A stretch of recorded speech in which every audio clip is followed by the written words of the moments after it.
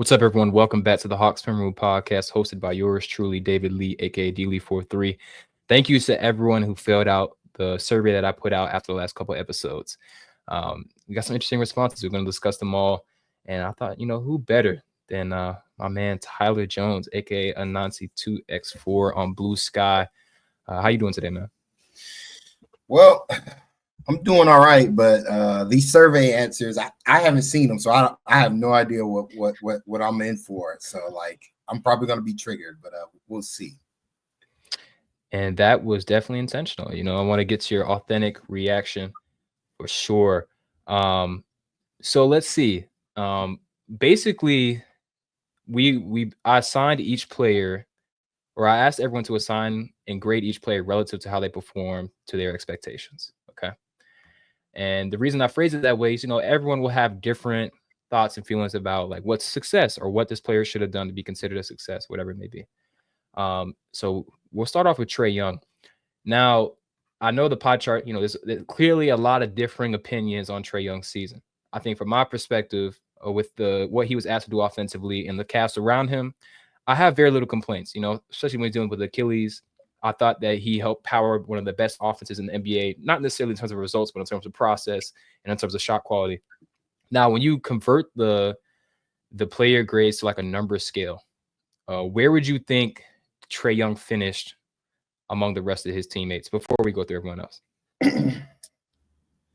That's a good question. I would guess higher than relative to his teammates, just because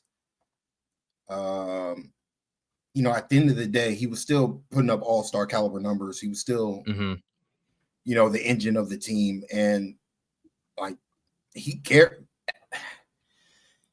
doesn't get enough credit for how he carries like flawed lineups and rosters at 6 feet, and like I and so I think fans who are following you, David, will probably be like, yeah, he's relative to the other guys on the team, that Trae was kind of was like at that B plus range, exceeded expect, or it was quality.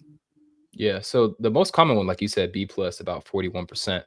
But he actually finished 6th among all Hawks players in terms of his ranking, right? And so that moves on to our next question. And again, I think we view Trae similarly for this season. Like, of course, there are things to improve upon, but all things considered, I don't have a lot of criticism.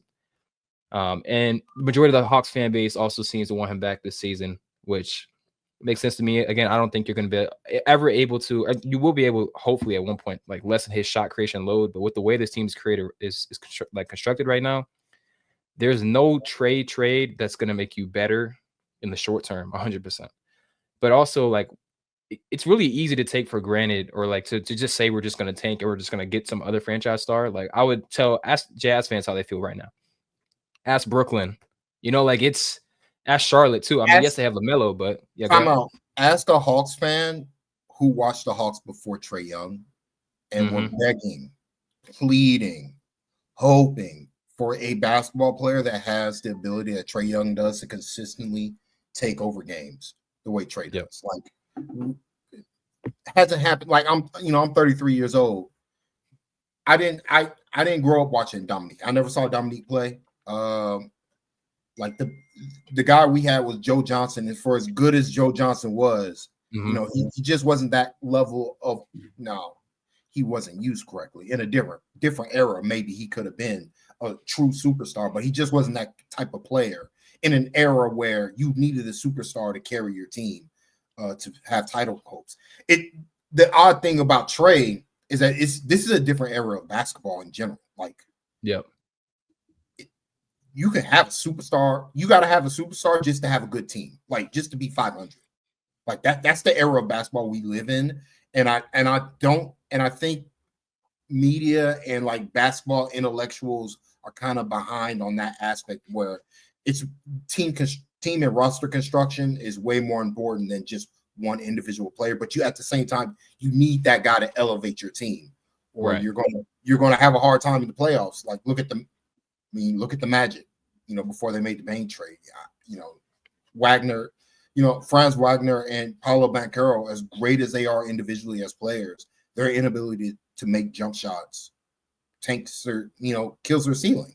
On the offensive side of the floor, it doesn't matter how much value they provide as two-way players.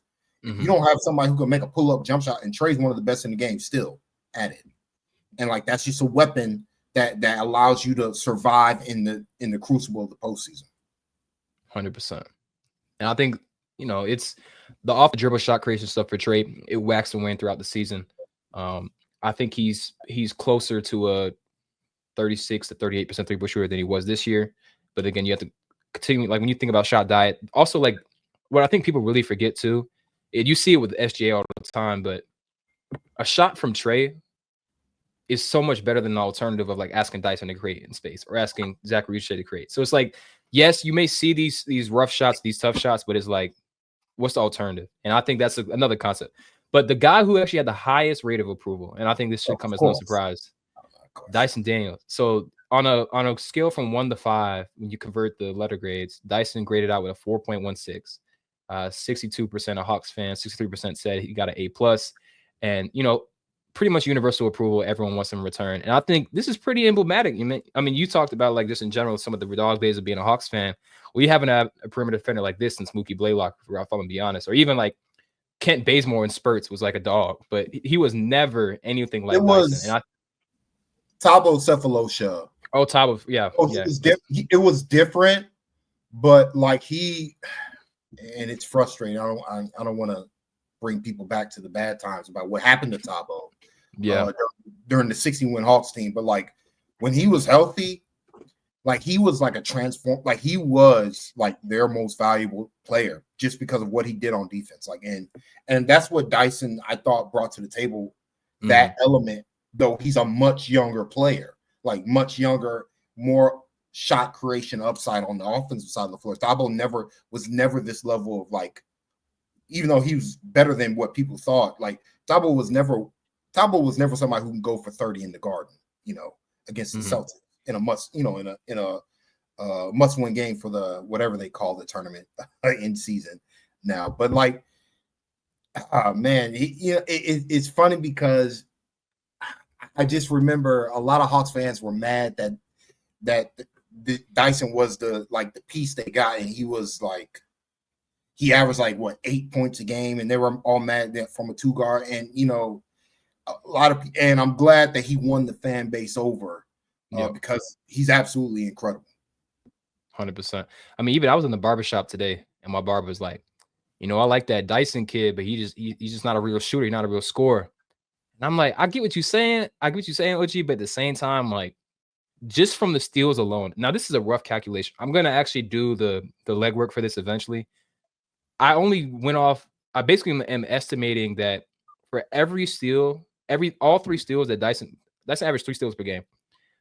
Every game that contributed about 6.5 points per game because of his ability to steal the basketball. And that's because when you steal the ball, you take away your opponent's ability to score in the half court, which is worth about 0.96 points per possession.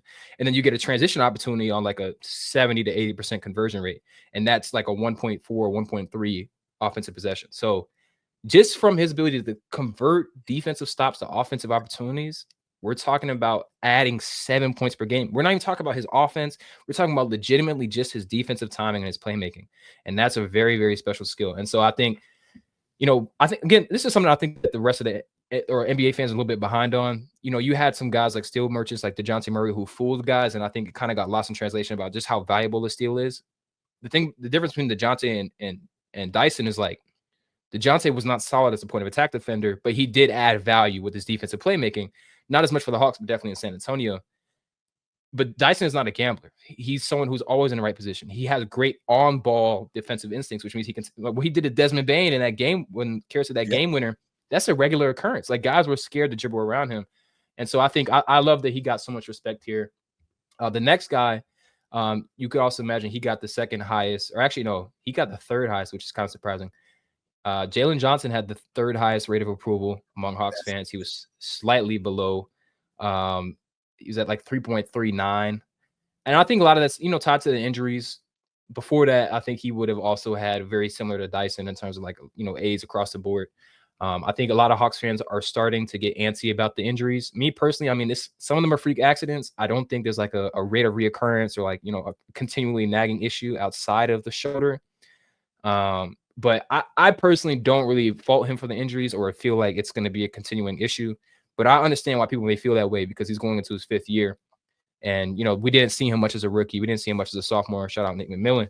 And it's like every time he misses these games, it feels like, what is this going to do for his long-term outlook? What does it mean for his ability to be on the court, his availability?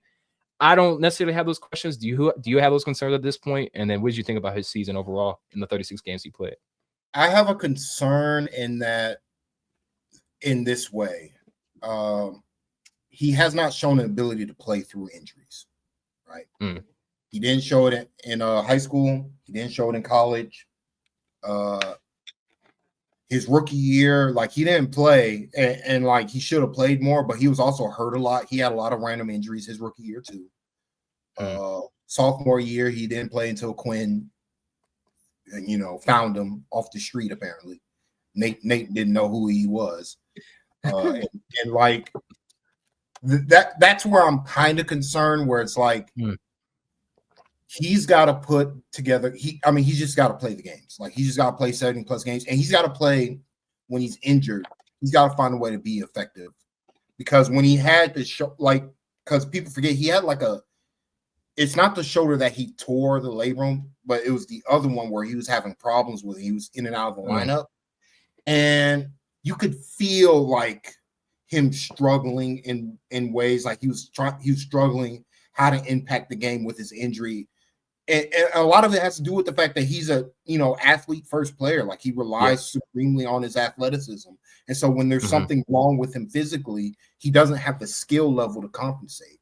And he also doesn't, the other thing with Jalen, he's not as big, like weight wise as people think. Like, I don't think he's in the 220s, honestly.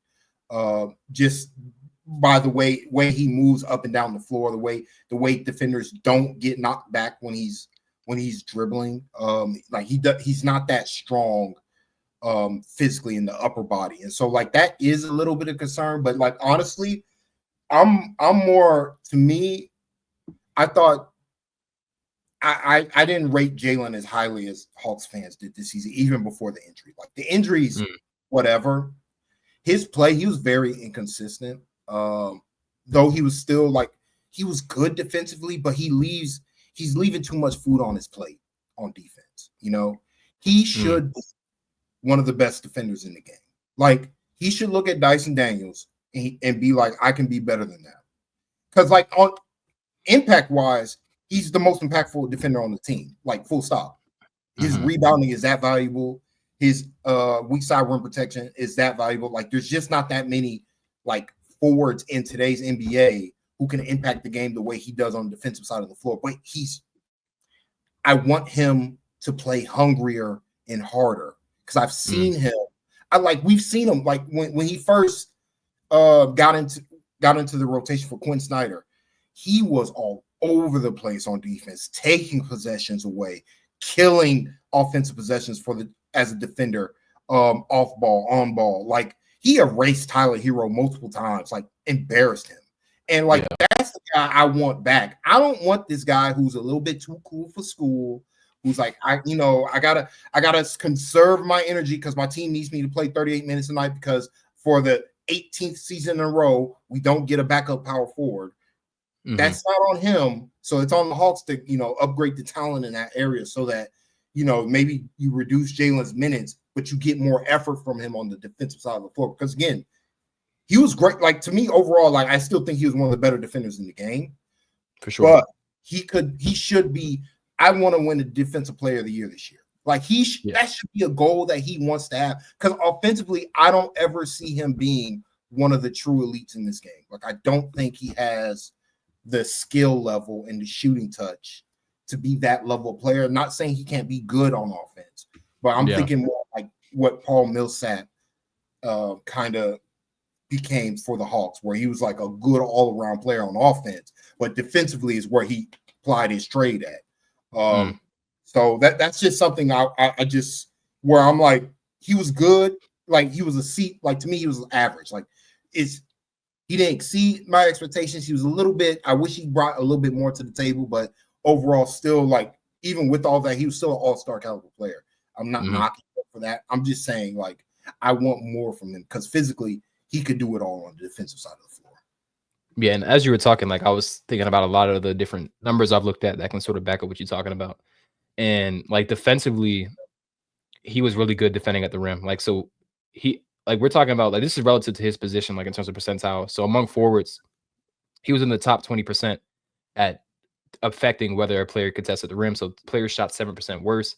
Overall, his contesting stats were really good. Of course, he's a monster on the defensive glass. He's pretty active in the passing lanes. Stop percentage, which is like steals, offensive fouls, and then blocks that are recovered by the defense. He's in the 82nd percentile. But to your point, like it wasn't always consistent. And where I think he can stand to grow is like as a passer and as a defender. Like the rim assists really pop off the screen to me. Like almost 3 rim assists per game. Those are the most valuable assists in the game. His potential assists are very strong for his overall archetype as well. But it's really like the scoring leaves a lot to be desired. Like his creation looks as at ISO handlers, the post ups. He's below league average there, even when you're sort of adjusting for the type of shots that he's taking. And that's been pretty consistent in the times that he's gotten minutes. Like you can see 2024, he also struggled on those types of looks. And I do think there is some benefit to him continuing to work to get better on those, but there's also so much more that he can do, to your point, defensively, that would also be like really helpful. And yeah, I think it's like his defensive numbers, like he was in the top 15th percentile in defensive rating on off differential. Like the Hawks were definitively better defensively with him on the floor. And again, that's with that sort of like lack of consistency defensively. And also, numbers aren't the ends all be all, because you can see there's some names on here that probably shouldn't belong, but like this is a player consistency metric. And Jalen's at 24, but it's also like relative to his own consistency. So like how often did he perform similar to the way that he had throughout the season? And because he gets a lot of rebounds and he's usually like a 15, 10, and 5 guy minimum, his baseline for consistency is a lot higher than most guys. That's why you see like guys like Franz or Cade, guys who stuff the stat sheet. Siakam's up here too. It's a little bit easier for guys like that. But I agree with you. I think I was a little bit more, I gave him a little bit more grace, I'd say. But I think when you talk about your expectations, right, you want more of him. You want more of him defensively. I think that absolutely makes sense. And it seems like the fan base is aligned with like keeping him in the Hawks jersey. You probably would, it'd be a select 5 to 7 guys you'd be willing to part with Jalen from, just because of where he is. He's still so incomplete. That's the other thing too. Like, yeah. I loved your point about him being an athlete first, because he's still very upright. He's still very much a transition reliant guy in terms of his scoring. He's still raw in some ways. The shot is inconsistent. And like, there's a lot of ways for him to improve mechanically, but also like just his actual on-court stuff. Zachary Rizache, he ended up grading out 5th among Hawks players. And so not necessarily surprising to me. I think he is his production relative to his draft position is probably what's driving most of this. I, for one, personally, like, I didn't think he was going to be the guy I would have took number 1, but I thought with my concerns around him heading into the season, like whether it's the inconsistency as a shooter, the strength, some of like the spastic nature of his game, I thought that he really settled into himself later into the year.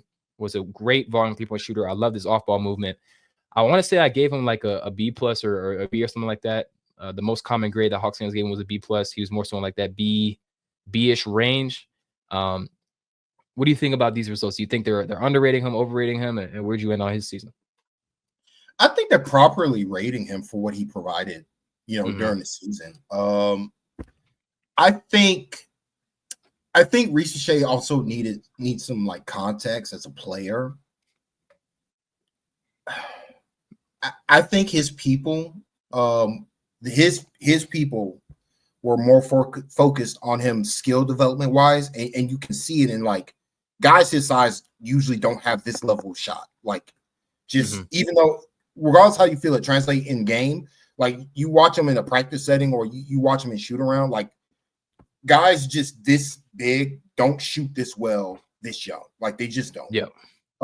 And he has a great left hand. Like, I don't know of anybody who's 6'5" or taller that has a left-handed floater, offhand floater. I mean, I've seen guys with offhand dunks.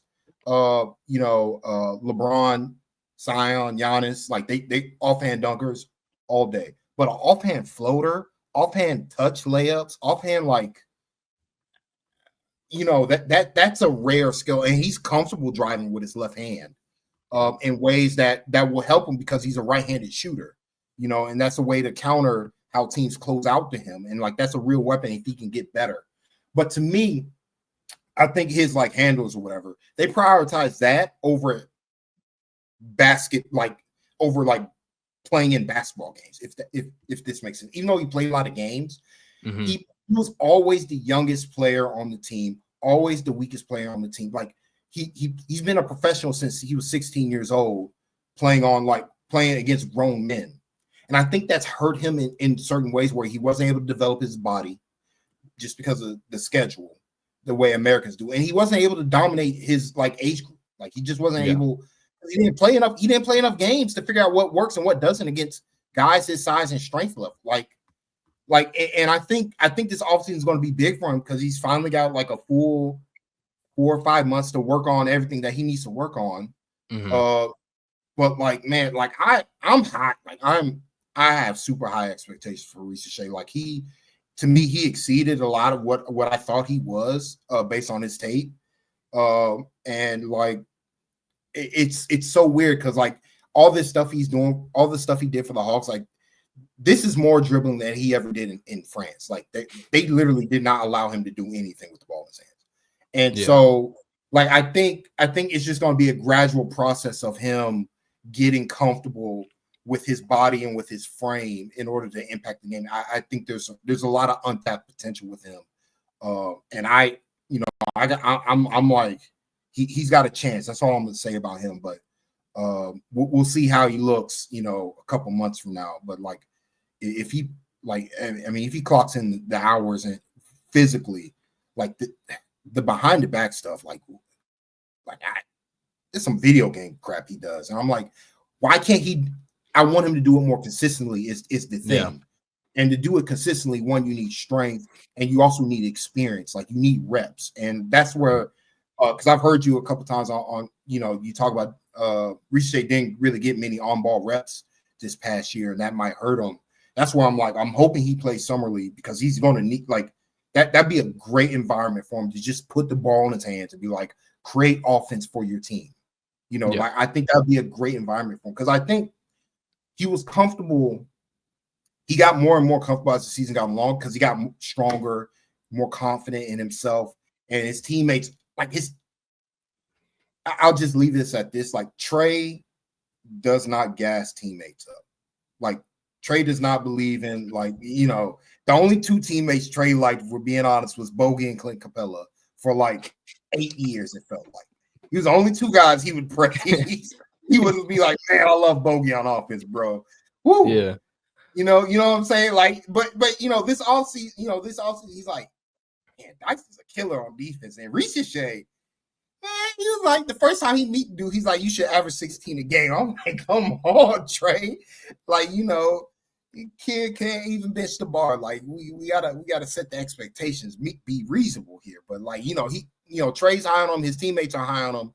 I think there's some untapped upside with him. It's particularly because at the end of the day, if you have the jump shot talent that he does as a jump shooter, it just gives you so many outs in ways that like other guys just don't have at his age and his frame. Yeah, I think the last point you just made about like the jump shot giving him a way to be impactful, like at minimum, I feel comfortable saying he's going to be a league average or better 3-point shooter. He's going to compete really hard defensively, and he's going to cut extremely well off the ball. Aaron Nesmith is playing finals minutes right now. You know, like he's a big part of the rotation, and we're talking about someone who can do it in the 6'10" frame. Definitely ways for him to go in terms of filling out his frame, getting stronger. I think I'm a little bit more pessimistic about the creation just because I haven't seen it, and I do think to some extent you got to actually do it, and you have to have NBA reps to do that. So to your point, if summer league is that avenue for him, I think by all means they need to throw him into that fire. And I also think he's a humble enough guy that he won't take it as a slight. There's definitely some guys that like you tell them if they're the number one pick, you tell them to go to the summer league, they might tell you no. But I think he loves the game, he loves to work for everything I can understand. So I think it could do him good for sure.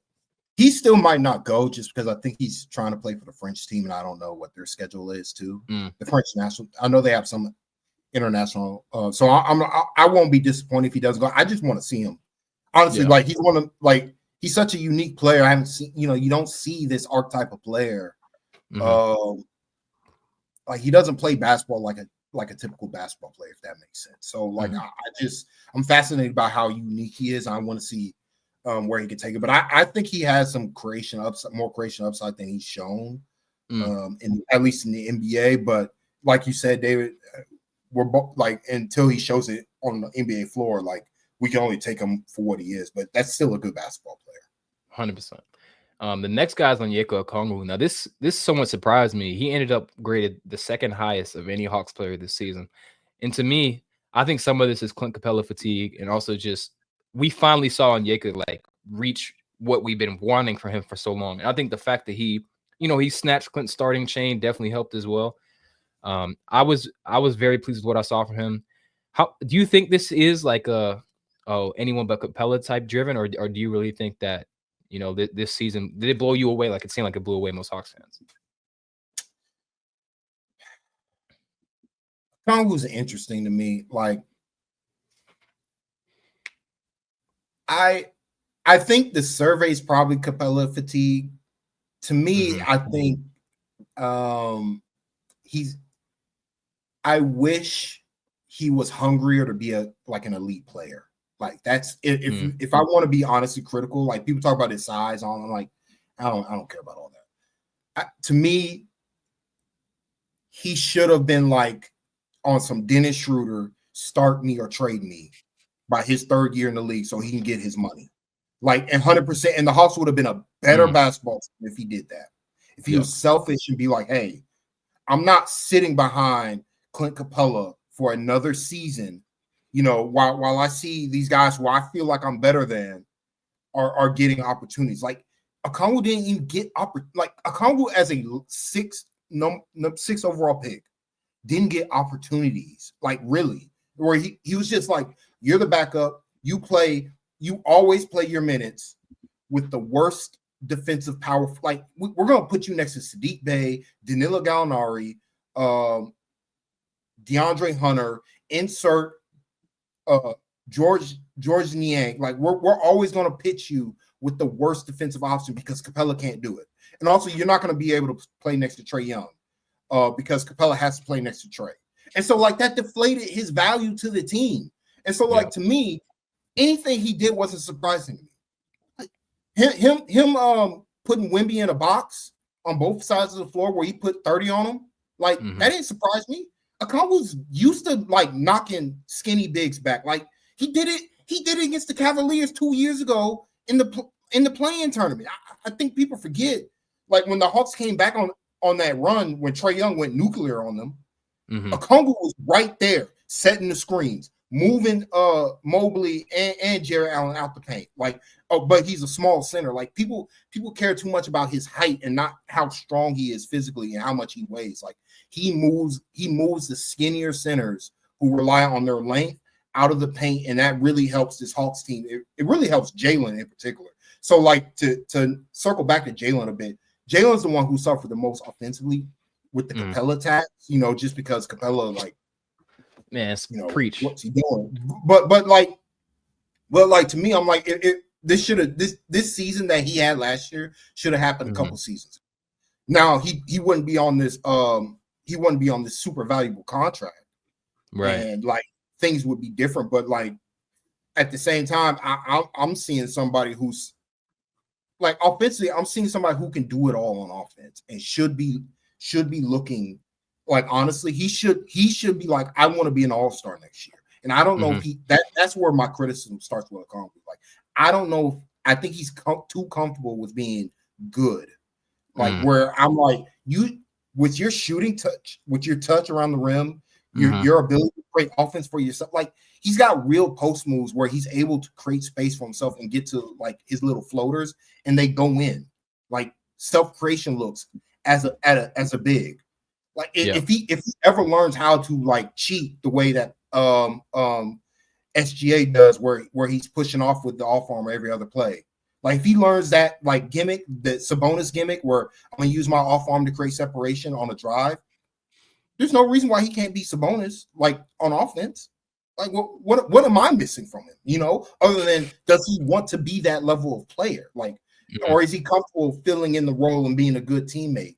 I need a Okongwu. Like to me, I'm like this season coming up. I got super like to me, Okongwu's like, hey, bro, it's I want to be an all-star this year. Like and like if he plays like and what sucks is like he did it against the Nets and then he got hurt. Like the very first game of the season where I think he went for like 28 points, where he was just absolutely destroying Nick Claxton. And I'm like, we're finally getting a Okongwu this year. And then I think he had a couple of injuries, and then Capella, he's got to play his mandatory 25 minutes every game because, whatever, veteran, I guess. But like that's where I'm with Okongwu. I'm like, I'm super high, like I'm still super high on him. Like he hasn't shown me anything that discouraged me from the Hawks from the Hawks taking him at 6 overall as a player. It's on the team that they've decided to play like all these little games, around him that's kind of deflated his value amongst fans. But like to me, he's got the talent. Like you just don't have this level of touch around the rim as a below rim finisher and not utilize it as I think there's some food like similar to Jalen. There's some food that can be eaten with Okongwu as well. And I think this is something that's been front of mind for me. Like when I think about the draft, like when you think about Onyeka's developmental path, like he was LaMelo's, big, and not just LaMelo, but he played for a Chino Hills team that was featuring LaMelo, Lonzo, and LiAngelo. So he's always been a complementary player on consequential stages. And at USC, I think you saw a little bit more of the self-creation, and that's why he ended up going so high. But I think you kind of saw, and I do think he has like a lot of fire. But to your point, like there's a difference between being like a passionate player and like I want to be great. But I almost felt like when he had that stretch against the Heat, where he hit that corner, where he hit that top of the key 3 and went coast to coast, I was like, oh shit. I was like, yo, that's when I was like, that's what we've been waiting for, because it's like he was taking matters into his own hands and like, yes. Like it was like, I am asserting my will on the game. I am not just finishing plays. I'm not just, doing my role. Like I am taking over, and that's crazy from a I'm not waiting for my teammates to feed me if I'm open or not. Because like too often, like in his career, it's been like Okongwu will have games where he'll score like 8 points, 12 points. And it's because, he just wasn't given the ball. I'm like, bro, you have skill level. Like, grab, when you get the ball, look to score. You know what I'm saying? Or like demand the ball. Like be like, hey, pass me the ball and be that offensive hub that the Hawks kind of needed, these last couple of years. And I think his connection with Dyson Daniels really, I felt like it helped Dyson on offense, but it helped Okongwu as well. It kind of like encouraged him to be more creative, take more risks, take more chances. And so like, because quite frankly, other than Trey, if I'm being completely honest, he was their second best offensive player last year.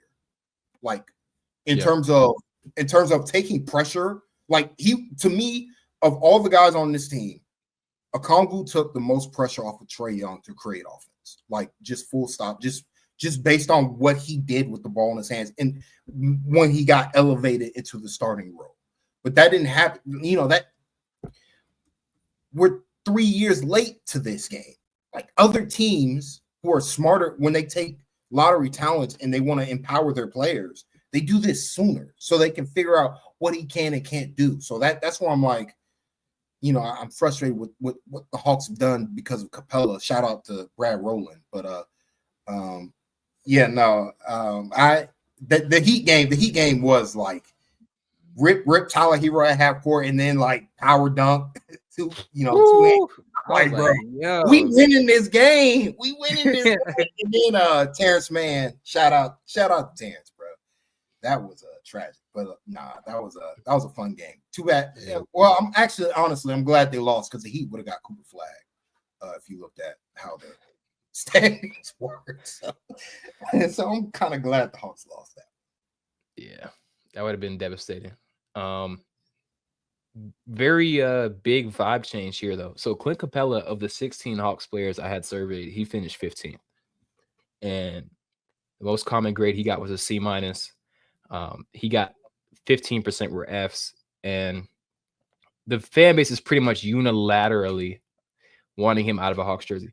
Now, I tweeted when I laughed when I first saw this, and I tweeted it out, and I think some people went back and voted stay. This is what I think.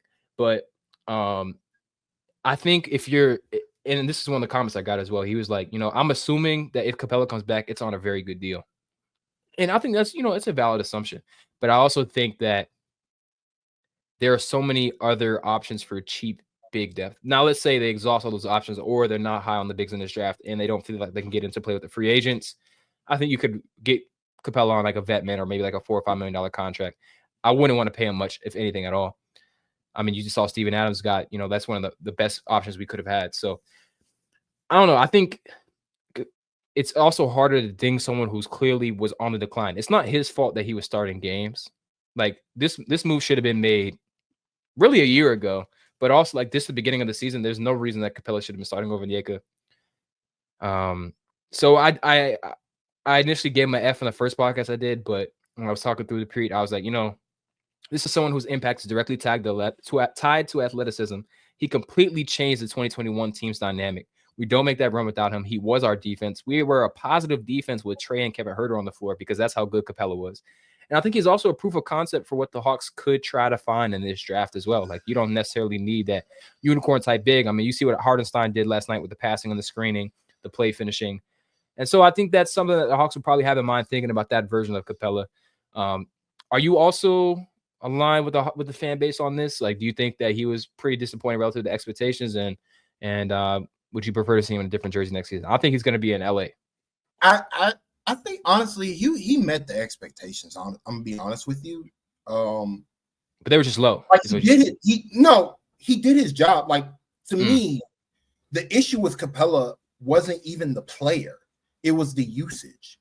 Like if Capella was he plays against certain matchups type of big, and then you sit him for other games, or instead of what they did, which was he functioned with a starting center and he split time with a combo. They did this for the last like 3 years, and like it's just because there were games like 100% Capella had no business being on the floor. Right. The Hawks lost to the Wizards back to back because Capella was guarding Alex Sarr, and like Sarr was just shooting uncontested threes because Capella doesn't know how to close out to a center that can't shoot. Like, he has no ability to close out to anybody anymore. And so it's just one of those things where it's like that. To me, Capella's like inefficiencies and his bad play is more on the coaching and also they went away from the scheme. Like they're playing higher up on having their bigs play higher up the floor. Capella can only do drop coverage now. Like he can't play up the floor and get back on defense anymore. So I think a couple of things were going against him scheme wise, and I thought he was a good teammate and a good soldier until the hand injury or whatever happened, and he cost the Hawks chance to make the playoffs. But whatever, that's where I'm like, if Hawks fans are mad about that, I can get it. I understand like it was a broken hand, like or broken finger or whatever, but like we're talking about an unskilled player. I'm sorry, like you're getting paid a lot of money, Clint. I know you've done some great work, and I know you're a proud veteran and all that good stuff, but I watched John Collins kill his trade value, trying to come back, play with 4 fingers, you know what I'm saying, on his dominant hand. Like I don't want to, like I just don't, I can't respect, like I get it, like Brad, Glenn, like my podcast hosts on 18 on 29, like they love Clint, great veteran, great locker room guy, great teammate. That disappointed me, like full stop. Like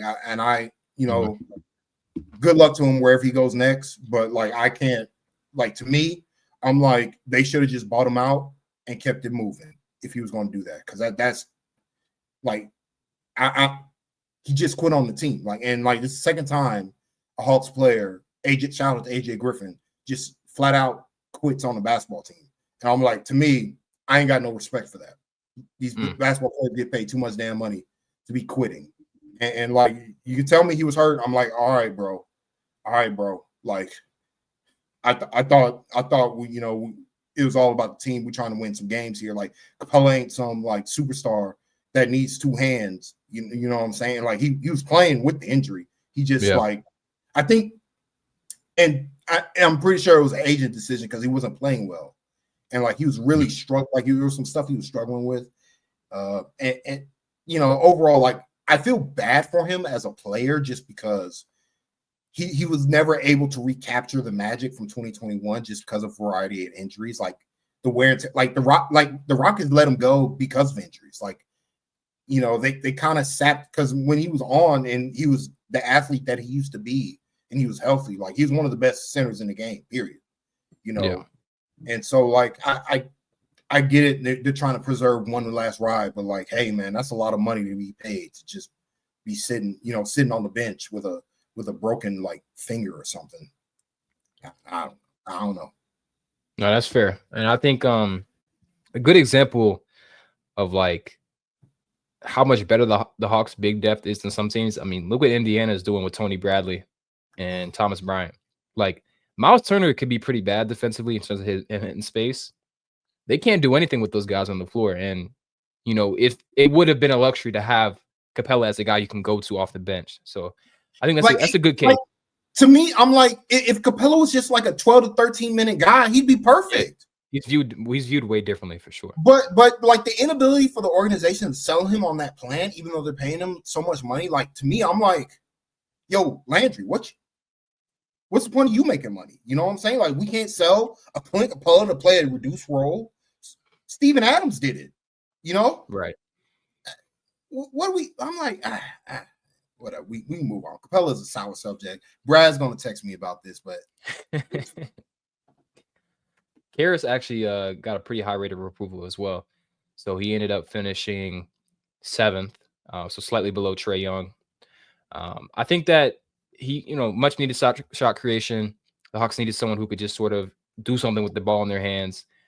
He's someone I want to bring back, and it seems like Hawks fans are a little bit less convinced of some of the other players, like the more core guys. I think that's just the fact that he's only been in the Hawks jersey for 28 games. Like they don't have as much loyalty to him.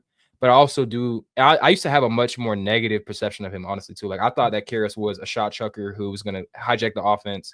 But when I watched him in Cleveland, particularly this season, moving the ball well, picking his spots, very gifted shot creator. I think this season, I'll pull up the numbers real quick. He shot it like ridiculously well at the end of the shot clock. And for a Hawks team, that again doesn't have a ton of offensive talent, that's super, super valuable. Like you see he was above league average in terms of percentage of shots with 4 seconds or less, and he shot 58% effective field goal percentage. The average NBA team is like below 50% on those types of shots. So at the very least, especially with the way he improved from the three-point line, I thought he was a really big add for the Hawks. I thought he was, a proxy for DeAndre Hunter without being that much of a ball stopper, and also being less reliant on Trae's creation. I was a fan of him. I want to bring him back. Do you think that because generally, like when I look at this free agent class and and we'll talk a little bit later on about the TPEs, but like if you have a plan in place to replace him with a TPE or a free agent, okay. But otherwise, I think he has to be back on this team. How do you stand on that? They need him. It was pretty clear when they acquired him how much they just needed somebody who could create their own shot and also finish at the rim pretty consistent, like drive and finish at the rim, like as a dribble drive option. It just wasn't something they had when Jalen got hurt. I think Hawks fans like the stay go thing. It'd probably be more stay if he never had that knee injury that I don't know what happened, but he wasn't the same when he came back. I don't know if Hawks fans remember, like he got hurt, then he came back. He didn't have the explosion like when Karras first got here, man was exploding to the rim and like dunking and like I was like, who is this player? Blocking shots at the rim, rebounding the ball, like contested reboundings. So if they get that player back, and I don't know if they'll get that player back. That's the thing. That might have been a one-off thing, but like overall, like he was really good for the Hawks. He's better than DeAndre Hunter. Full stop. I guess that's a pot for another day, but like he's a like quality point of attack defender, like and he can create shots for himself, like, and he's not going to get punked by Ben Mathurin in the playoffs. So like there's some positives with LeVert that, you know, I think overall, like they kind of just need they need the transition guy, because you don't want to be in a position where you're playing Ricochet either 38 minutes a night because you don't have anybody behind him who you like respect or acknowledge. Like I think LeVert in a 24 to 28 minute role, you know, basically feeling what DeAndre Hunter did, but just giving more creation on ball and off ball. Like that's just something I think is a little too valuable for the Hawks to pass up. Agreed on all aspects. The next guy who was traded, a little bit more volatile in terms of the way Hawks fans viewed him. He got a C plus, which I think is just like there's some animosity towards guys who don't look like they can hoop. You know what I'm saying? I understand that. And also, like, he did have his, by all means, he has his faults. Can't really move as well. You know, defensively, he also got fried by, why am I forgetting the game? The Pistons game where Dennis Schroeder fried him, and we ended up losing that game in the clutch. Yeah, where he asked this, that was that's the one I asked him post game about that. He didn't like it, but he gave me a full response, and it was like I wanted to. He wanted to take ownership and say I can defend this, and it's like, bro, you can. It's okay. Anyways, so he ended up finishing pretty low, honestly. Like he finished 11th out of the 16 Hawks. Now, I would say like there's like three different tiers of like the way Hawks fans have viewed guys this season, right? You've got Dyson, Onyeka, and Jalen.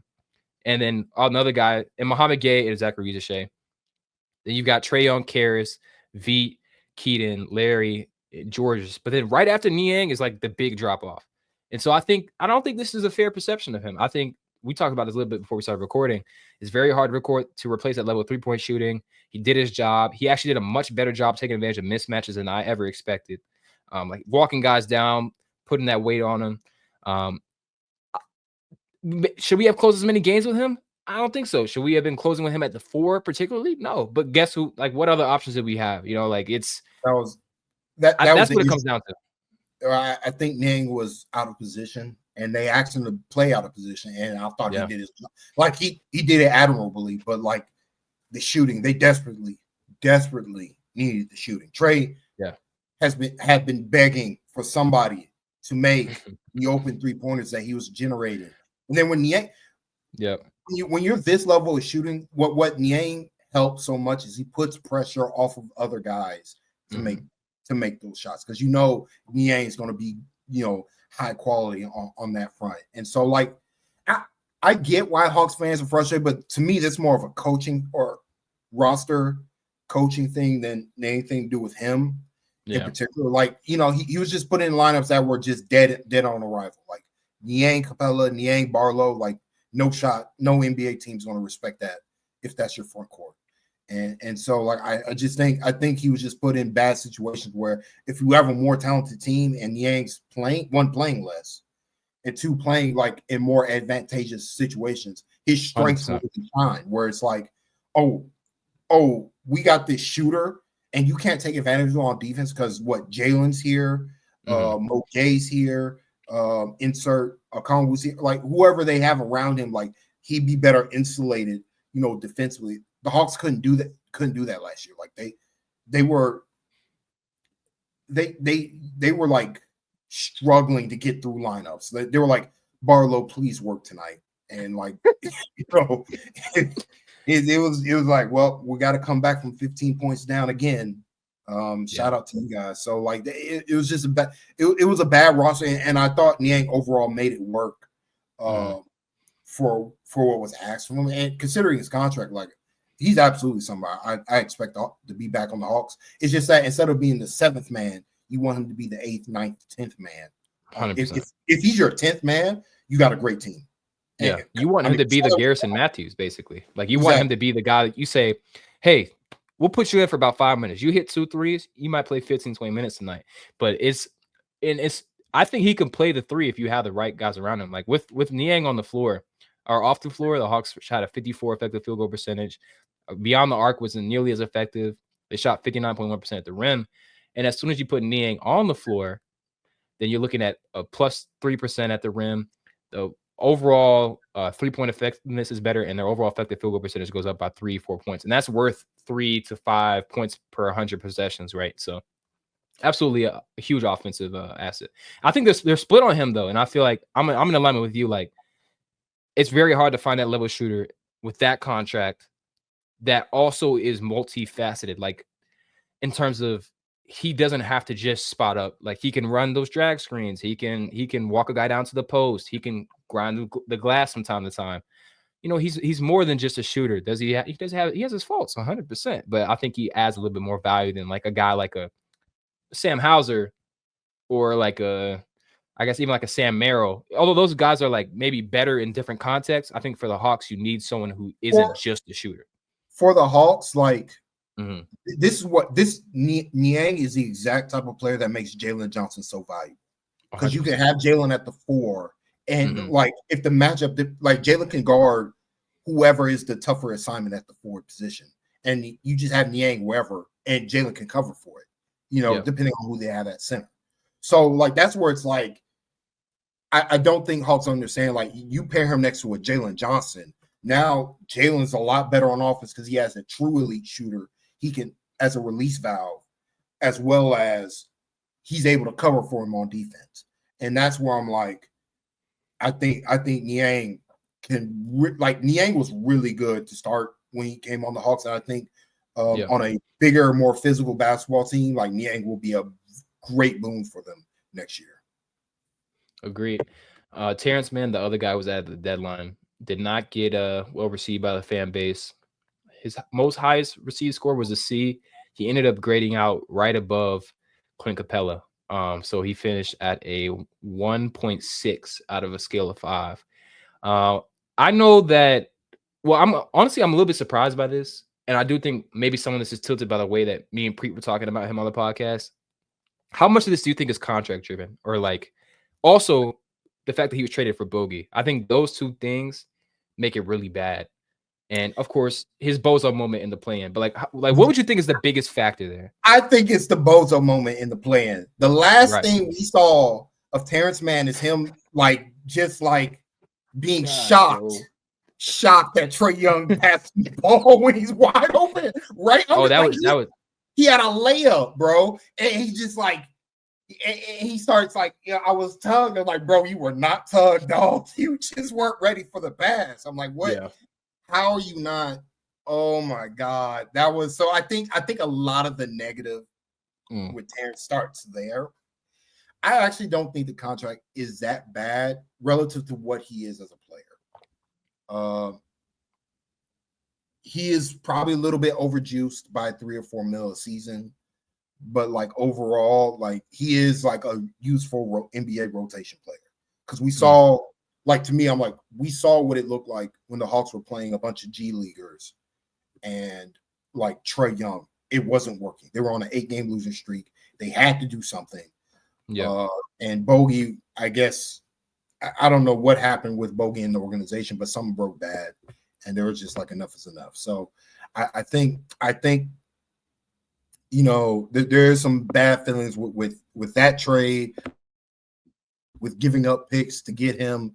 And then overall, the thing that disappointed was his defense. And that's just the nature of this type of player. Once these types of players are no longer able to guard at the point of attack defensively, they don't make it up on the offensive end. They're just not skilled enough. They don't have the ball creation. They don't have the basketball IQ. And man doesn't have the size. He reminds me a lot of what happened to Kent Bazemore towards when he lost the athleticism. It's just, not a fluid player on offense, not intuitive, as we saw in the play-in. But it's tough. I would prefer him not to be on the Hawks, primarily because I don't trust the coach to not play him. I think that's where the real issue lies with Mann, where I think, Quinn's going to rely on his vets. And I could totally see him playing him 5 to 10 minutes more than he has to, and that causing drag on effect during the season. So it's tough. I just, to me, ultimately, if Trae Young was a bigger player, I think you could live with a Terrence Mann for what because he is a great catch and shoot 3-point shooter. Yeah. Because of Trae Young's like, he's 6'1", and Terrence Mann's just not that big. Like he's just not that tall for what he is, which is a 3-and-D forward, but he's guard size. And so like I think on a different team, he has more value and he'd probably be worth that contract. But on the Hawks, it's just not like it just doesn't make that much sense anymore. Like I think he was another reason why Fields not here anymore. I don't know what broke down at the trade deadline where they had to make all these moves, but like this trade was a dud to me, and it sucked. I do like Man the person, but it's just the fit doesn't work in Atlanta, and like if I'm Onsi, I'm building a roster where he doesn't play, like, and that's where I know I have a good team. If he's still in the rotation, then we're looking at like a 45+ win team instead of a 50+ win team, if that makes sense. Yeah, I think it's also, what was he at, 15 or 18 million?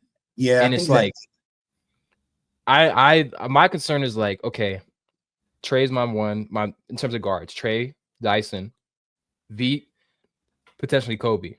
Now Terrence Mann's my 5th guard. I don't feel good about that. Just in terms of the cost, and also just in terms of, like, to your point, like the security blanket he can be. I think that's why I also thought, like, from the beginning, like he was pretty good getting downhill. There was like 45 cuts, slot cuts, dive cuts. It's like if he was 6'6", 6'8", he'd be Benedict Mathurin. He'd be Jonathan Kuminga. And with his level of catch and shoot ability, we talking about a different player. And I just think it's a lot of money for a role that I don't necessarily feel good about having him in, because I think the other guys we have at guard are more conducive to the way they want to play. That's what comes down to me. And you don't want him playing forward. Like, he's just too small for the position. Yeah, right. He is. And so, like, his best position is clearly guard. But when ultimately you have Trae Young and Dyson Daniels, you probably want more offensive juice or more like athleticism. Like you just want more. Like you just want more raw talent than what Man is giving you at the guard position. And that forward, like, he's just too small. Like we've said. Like, honestly, I want LeVert playing more guard than I want Man playing at all, if that makes sense. Like, I want that. That's the type of team I'm envisioning, where I'm like, we want to be bigger at every position that's not Trae Young, basically. Yes, 100%, 100%. Veet Krejci, Hawks legend, he ended up finishing 8th behind Karis LeVert. Most frequent grade was a B. I think he's very similar to guys like Terrence Mann, Georges Niang. He just is overextended, asked to play out of position, asked to guard up where he really does not have the ability to guard guys who are bigger than him. Constantly got blown through. And it's not something that I fault him for. It's more so, again, like roster construction. So I think I was fine with that grade. Mohamed Gay graded out very, very highly. And I think that he was such a breath of fresh air. You know what I mean? Like, once Jalen went down, I felt like the vibes around the team went down. We went on that 8-game losing streak, but Mohamed Gay was winning his minutes, and he was having these fun flashes, and he was dominating defensively. Like, he legitimately dominated defensively. And I think that's a big reason driving the optimism here. And also, he has been a guy that, I've jokingly referred to as Giannis. You've seen guys like pull that Giannis comparison out. And I think seeing his defensive impact get to the level it was this season in limited minutes, and seeing the development, like the Hawks developmental team has a pretty good track record at this point. I think he ended up with, like, no one is one person who said they want Mohamed Gay outside of a Hawks jersey. And I think Brad, it was Brad. Probably. I'm curious, do you, like, how comfortable would you be with saying he's the backup 4 to Jalen and we have no other option? I wouldn't feel comfortable, but I'm curious how. I wish I could feel comfortable about that. Yeah. And like, it's not his defense. Like, his defense is spectacular, but like, it's his processing on offense that is still too far behind where you could trust him to play extended minutes.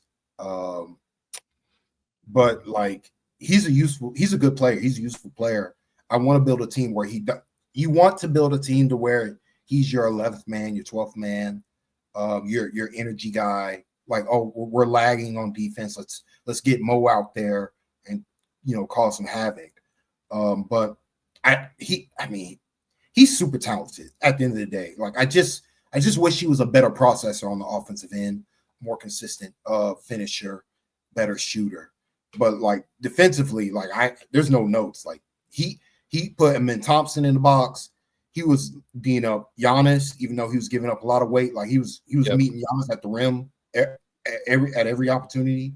I mean, against the Magic, like Herculean performance. They were like, "Yo, you got to guard Paolo. We literally don't have anybody. It's you and Okongwu. That's it." And like the literal second one of Okongwu or Mo Gay wasn't guarding Paolo, the game ended. And so like that's a credit to him, to his his improvement with his strength, because he was a super skinny guy to come out of college, and like he's really gotten a lot tougher, a lot stronger, and like I want him to be the backup, but I would like for him to earn it, if that makes sense. Like I want more options there. They don't have to spend super amount of money at it, but I want Mo to take ownership and be like, I'm winning these minutes. I'm the third big on the team, regardless of who they sign in for agency or whatever. Like regardless of their talent level, that's my spot, and I demand to play. Like his play should dictate how much he plays, and like I think he has a chance to do that. That's where I want to see. But like from right now, he hasn't shown enough to just be like, yeah, you're the third big or big. Yeah, they can't go in there comfortable. They got to bring someone to challenge him, or have a veteran, or even if it's Larry Nance, like I think you got to have another option. And speaking of Larry, I think Larry was like a great vet. I thought Niang also was a great vet, but I thought all season Larry was steady. Great interview. Seems pretty loved by the locker room. He would have been a difference maker, I think, in terms of like the shooting was like a pleasant surprise. It was low volume, but he was shooting the hell out of the ball. And I think he ended up finishing behind Veet. So, or he finished 10th on the roster. What number would you be comfortable extending Larry at, or offering a contract to? That's a good question. I think it would depend. I was gonna say I think a contender could give him some money, and I think it could be more expensive than you think. Yeah, I think like I don't want to spend too much on Nance, and it's honestly not even the player. He has real injury concerns. Like he has like legitimately it feels like every year there's some type of lower body injury with him now. I mean, he's just at that age, and so this Hawks team can't afford to be spending like so much money on what you want to be your third center. Like I don't want Nance to be the backup center to Okongwu. Like I don't want that. Yeah. Too much skill overlap, but I do want him on the team. But then it's going to be an interesting conversation they have with him, where they go here. But like he's a good player, and like against certain teams, like he's a weapon that should be used. Like against like, I mean, honestly, against the Pacers even, or like against like big body centers that don't want to move their feet, like a Valanciunas. Like you throw him out there against that, and like you just shoot that big out off the floor and force them to change how they want to play. So like he's a real option, but like I'm not trying to price myself, give him like $10 to $12 million. No, like I think league minimum, maybe a little bit more than league minimum for a couple seasons. But like I'd love for him to be back on the team. Like he like you said, great vet, great locker room guy, and I think he really helped connect the young players to the veterans in ways that this Hawks organization has kind of struggled with.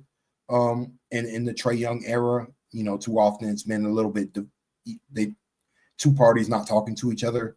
Whereas recently, and this is a credit to Landry. Like I think Landry in his time has done a better job of like making sure everybody stays connected, because if everybody's connected, like you can do some things. Like look at the Pacers team, So I think Nance will be a good get to bring back, but like not as the backup center. So I can't give him backup center money.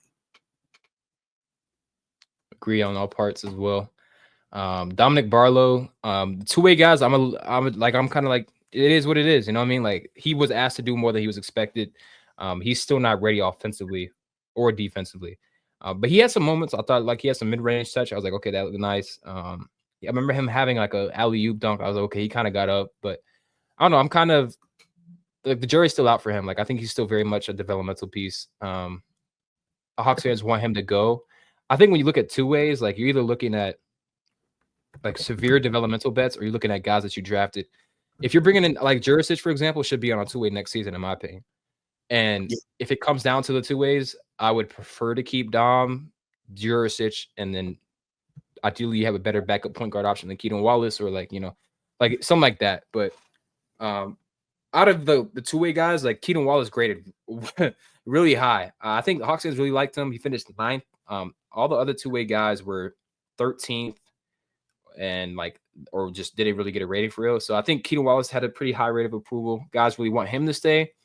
I was curious on that. I was like, I mean, he did finish with a triple double. So I don't think many fans will be watching that game.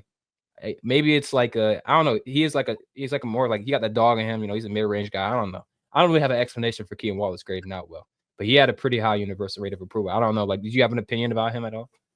Keaton, I like him as a player, like useful 14th man, 13th man, and he did his job, So I got no complaints with him. Barlow, they should have signed Tony Bradley. Like, they had Tony Bradley in the G League. This is something we talked about at ATL 29. They saw how good Tony Bradley was for the Hawks in College Park. They should have just signed him instead of upgrading Barlow, because Barlow, at the end of the day, he's just too small to play center. Like if you want to see what actual like lack of size looks like, it's Barlow. Like, even though I think honestly Barlow might be an inch taller than Okongwu, like if you watch Barlow and you watch Onyeka, it's night and day in terms of like physical presence on the inside. He just doesn't have that. Yeah. And like, I don't think he'll ever get there. Same with Larry Nance. Like, that's why I don't want Nance as a backup center to Okongwu, because like his lack of size is a problem on the defensive side of the floor. Yeah. I didn't even know we had Tony Bradley. So that's bro. That's if you want stuff like that, we talk about I think we spent 2 episodes over that, because we were like, that probably cost us the playoffs, like legitimately that season. And like Tony Bradley's not good enough to be playing in the finals, but he's worlds better than what Dominic Barlow was giving the Hawks. So like that's just one of those things where it's like, ooh, you have him in the building and you don't sign him. That's a bad look. So that's why I'm staying on there. Garris finished right above Dom at 12th, and then Kobe Buffkin was really like the wash. He got the most Fs of any player. I kind of like debated including him because, what I'm saying, like, he didn't really play, but David, it's misinformation. Everybody thinks the Hawks didn't trade Pascal because they were holding on to Kobe. Like, that is true. I'm like, so Kobe got that going against him, and he hasn't played. So like that's where it's like, I don't get it. Like, he's just, unfortunately, he has to be healthy. Like, that's just the reality of the situation. He has to be healthy so that he can play. I do think them having him play point guard is doing him a disservice. I think they need to mold him more in the Nickeil Alexander-Walker, Dante DiVincenzo, opportunistic scorer type, not really leading the offense. So I don't think he has the talent for it ultimately. Like, I think he can be, or what Brandon Podziemski does a little bit for the Warriors, instead of like, okay, you're the backup point guard. Like, I don't think that's done him a good service. But I'm still high on him. I honestly prefer him playing over Veit still, even though Veit made every 3-pointer he took. Like, the defensive upside is too high. Like, he's a really good point of attack defender, and he has real talent on the offensive side of the floor that you can't find for his price range in free agency. So I get why Hawks fans are down on him, just because he hasn't been productive, and it's been 2 years. And like, I get it, but like, to me, I'm like, I still see the vision. Agreed. And I think that's why you see 70% of people voted that he stays, despite having such like drawbacks about his season. Going into the trades, Dyson trade got an A+. This was not, we know damn well this is not the reception when it happened. but I'm very happy for him and the Hawks that it ended up being this way. Like the lowest grade he got here on this trade was a B plus, and yeah. So and then the DeAndre Hunter trade was much more varied.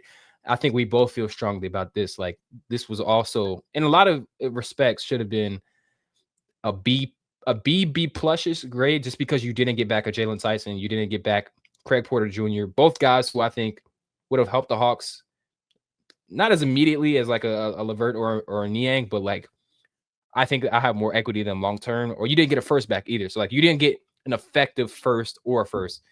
But again, like let's be honest about what DeAndre Hunter's worth too. Like there's yes, that was his best season, but he was a lemon before, and I thought that this. Go ahead. Sorry. They got lemon prices. You know, I mean, Yep. they got lemonade prices. You know, it's good drink. It ain't you know tequila. It ain't you know, it ain't a good red wine. You know what I'm saying. So it's like they got away from a mistake, and the contract extension was an obvious mistake. The original trade to draft him was an obvious mistake, and I'm glad they're out of the DeAndre Hunter business because, like, personally, I hated watching him play basketball for the Hawks. Like, that's just me. It's just me. I understand he was an effective player overall, but like, not one of my favorite players. But I get why I do get why Hawks fans are maybe a little bit down on the trade. But like to me, I thought it was an absolute win because this offseason, like they set themselves up to actually do something. 100%. And I can't wait to talk to that. The Bogdanovich trade, I think this one definitely aged a little bit more poor. Bogey found his stride later into his Clippers tenure, but then he also, into his respect, he was also a bit of a lemon against Denver. And he wasn't as impactful as they probably would have hoped for when they swung that trade. So, I don't know. I love Bogey. He wasn't good for the Clippers. I understand he had a couple of good games for them, but like, they were hoping to get the version of Bogey last year, and that guy might not be there anymore. Because like when he was playing against the Nuggets, they were hunting him like dog. Like they looked at him like dog food. Oh yeah, on defense. Him and Harden, it was just like if they're on the floor at the same time, it's over. And like he's kind of a big reason why they weren't able to do anything. Because like the thing that happened with Bogey, he's no longer able to shoot over contests anymore. Like for whatever reason, like he just can't rise up and fire. And so it's just like, well, if you're putting the ball on the floor, like, what is this doing for us? So yeah, it's tough. Hopefully, I'm hoping he bounced back. He's one of my favorite players, but overall, it was like both teams traded each other a lemon, and they kind of showed up in the playoffs where it's like they didn't get what the Hawks thought they were getting another point of attack defender who could make catch and shoot threes.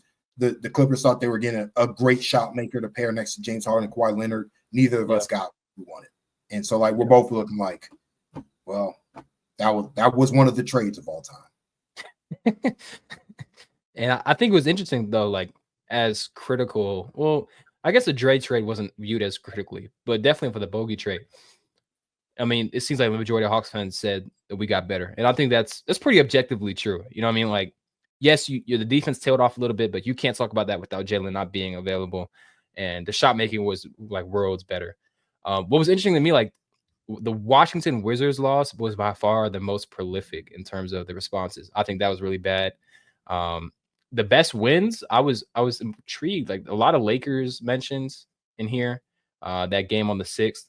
But I think for me, it was probably like either the Knicks in-season tournament or the Cavs back-to-back. Those would be my picks. I know you mentioned the Wizards one earlier, but go ahead.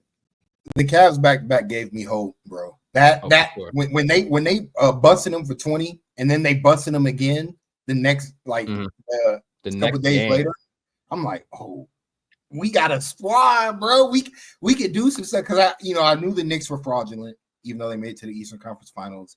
And I was like, if we can get to that 6th seed, man, do some damage. But Jalen then ended my season and ended my hopes. So like that's unfortunate.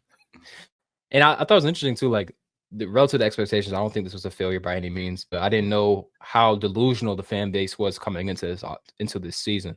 So it's interesting to see that most people didn't think it was a failure. Now, looking at the draft, for all this clamoring about backup point guards, it doesn't seem like people are looking for a guard in this draft. And I would agree, just because I'm a little bit lower on the guards, and also the guys who I think would fit best in this system have a lot of question marks in terms of like they would fit with Quinn, but it's like, will they fit with everyone else? And pretty consensus in terms of like a wing or a big. The guy who was mentioned the most was Colin Murray Boyles, who was selected the most in this survey. Following him was Maxime Reynal, Carter Bryant, Cedric Coward, Rasheer Fleming, and Thomas Swerber. Since we put out this survey, since I put out the survey, there's been more trades, or there's been more reports that the Hawks may be looking to trade down to get someone like a Kama Malawach, or trade up to get someone. Just some quick. I'm just curious on your draft thoughts. Like, I know it's been a minute since we talked about it. Is there do you have any strong opinions about where Hawks fans are leaning in terms of the guys that they selected? What are your thoughts on trading up, trading down? Yeah, just curious on your thoughts. So roughly the same. Colin Murray Boyles, I think he has a chance to be really good in this league. So he's the obvious. I'm kind of souring the more I'm watching Maxime. I'm really not liking how often he was getting pushed off his spots on these push shots, where it's just a little too easy to bump off his spots on offense, and then defensively, like, again, I understand he improved as a shot blocker as the season went on, but when you're weak, teams know it. Like, players know guys who are strong and who are weak, and they look for weak basketball players, and they look to go through them. And I fear, like, at the next level, like, it's going to be a lot of him getting bird chested, where guys are going straight into his chest and knocking him back 2 feet, and they're finishing over him, even though he's 7 feet tall. So that's why I'm a little concerned with Maxime at 22. The trade stuff is interesting. I think, like, Malawach, I want to like him. I think that's where I'm at right now, because I think he has the bones to be a great player in this league. Mm-hmm. But he's so raw, and if you trade, like, it just depends on what the package is. Like, if it's 13 and 22, sure. Like, I'm fine. I'm fine with that. If you had to add, like, additional draft capital, like a couple seconds or something, maybe. Highly protected first round pick, maybe. If you have a real plan for Common to be the starting center within the next 2 or 3 years, like, right. It can't be the Onyeka Okongwu plan, where we're gonna go the entirety of his valued rookie contract where he never starts. That can't be it. It's got to be a real plan. And so that's where I'm like, even though he fit and he does a lot of things well, like, you got to be careful with that. So that's why I'm like, I'm kind of comfortable staying where I'm at. But I could see the Hawks trading up from. I can also see the Hawks trading back or trading out of this draft, like similar to what I think the Pelicans or the Pacers. Somebody just traded their pick this year for a pick next year. The Pacers did it. Yeah, I could see. I would consider doing that, especially at 22, depending on what happens at 13. Just to be like, let's roll this, because this draft is kind of odd. Like, I'm not seeing that much difference. Like, after that Colin Murray Boyles, Noah Isenge tier, whatever you consider that, I'm seeing a lot of guys who are just the same. I add Cedric Coward to that list as well. I'm seeing a lot of guys who are just the same caliber of player at 22. So I'm like, trade out of 22, get another first round pick, buy a second round pick, though it might be a struggle, just because I think every team might be trying to do the same. So that's where I'm at with the draft right now. There's a lot of, like, useful players, but in terms of, like, impactful, I don't think this draft is that, like, at least for the Hawks. I'm not seeing that.